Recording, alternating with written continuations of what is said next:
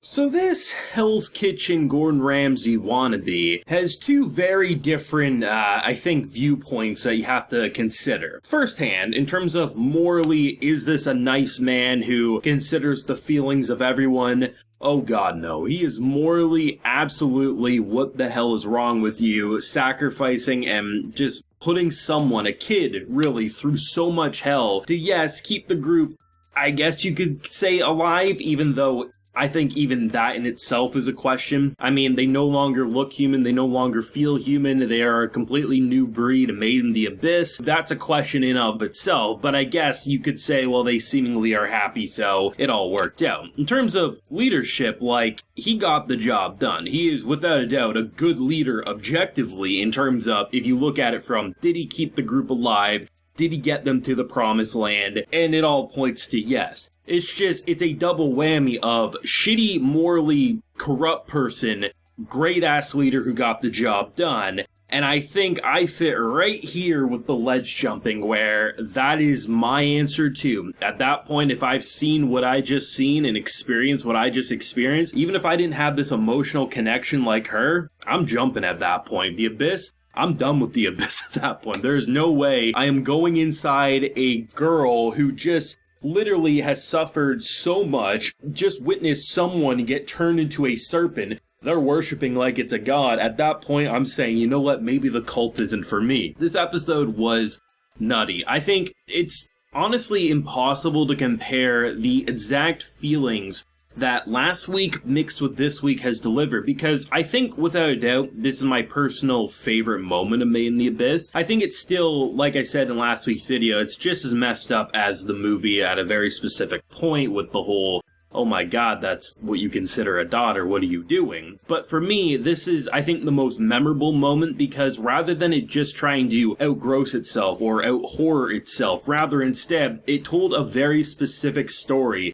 of characters searching for that paradise after having nowhere to go, and what we witness with their end result, you know, there's so many conflicting feelings with it, because if you remove our connection with what brought this about, everything happening, right? You could look at it from they suffered and they ultimately reached a new form and they're able to live happily ever after, right? Or whatever happily ever after is. And when you consider what the Abyss actually is, it's probably better than a lot of faiths. But I think when you look at it from her perspective and just the pain, like one wanting to kill her and herself because there's no way that's what she wanted. I love how it wasn't until the very end of the episode that they didn't confirm that she was, like, suffering as much as I think it was visually obvious, because there's still that, you know, potential of being able to go with what he says, because, like, oh, this is her wish, this is what she wanted. Yes, it sucks that I have to kill her alive babies to make stew, because alive babies are the key to keeping us alive, but you know what? They don't look human, it's fine, this is just the way it's gotta be. She'll make a new one in a day's time. You know, there's all these feelings, but you could at the very least argue because she couldn't speak,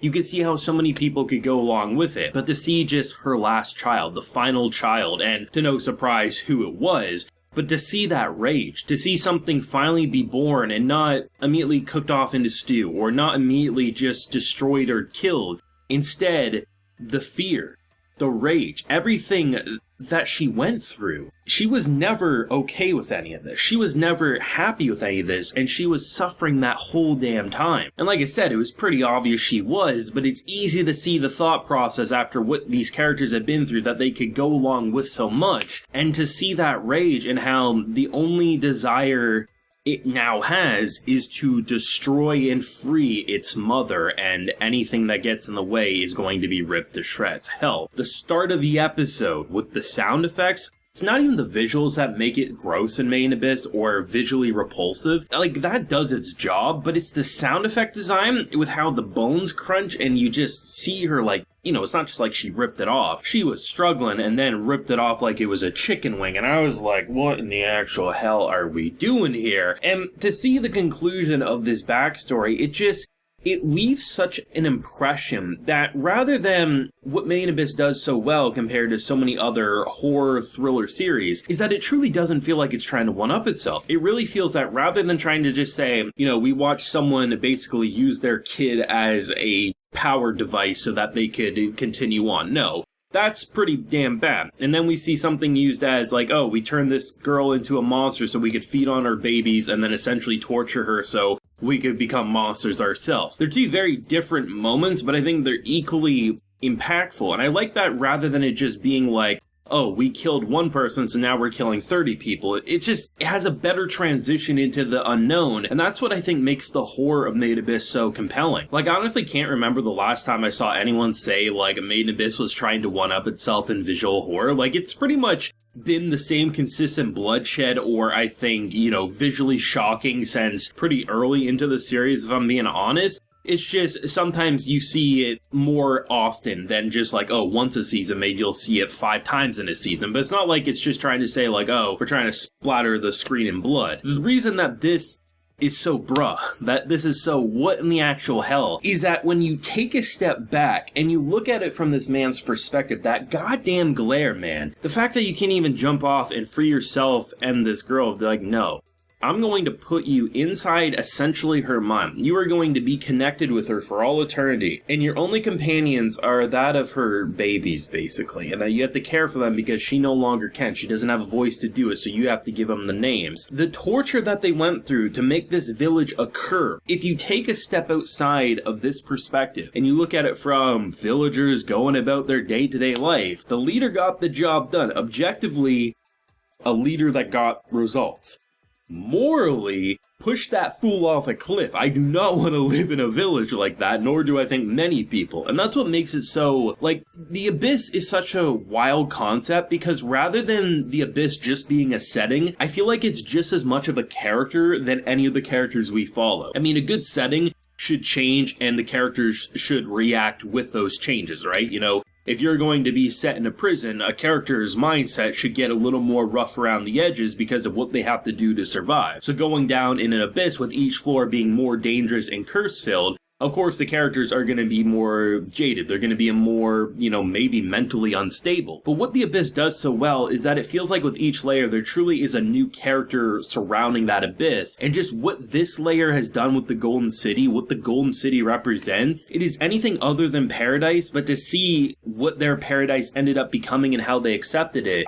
Man, just the prison. Like, I was so curious, why was she, like, essentially imprisoned? And, man, if she would have ended up dying there, like, most likely things would have been so much better, in my opinion. Like, it's just, I don't know, man, like, sacrificing your humanity to become something that's no longer human in my mind, and making someone suffer to get to that point, it ain't worth it in my opinion. But to see the thought process of how they got there, that's the beauty of Made in Abyss, that rather than just showing wild-ass things or characters doing morally questionable, if not outright evil things, instead of just showing that, they show the logic behind those actions, and you can see the path they took to get there, and the results do speak for themselves. It's just me, I'm with jumping off the cliff at that point. I am not living in the goddamn Abyss if it means turning into that and making someone suffer to that degree. We didn't need to see her child full of rage to know that she was suffering. And that's what makes it a memorable-ass backstory. I have no goddamn idea where we go from here, but I am excited, if not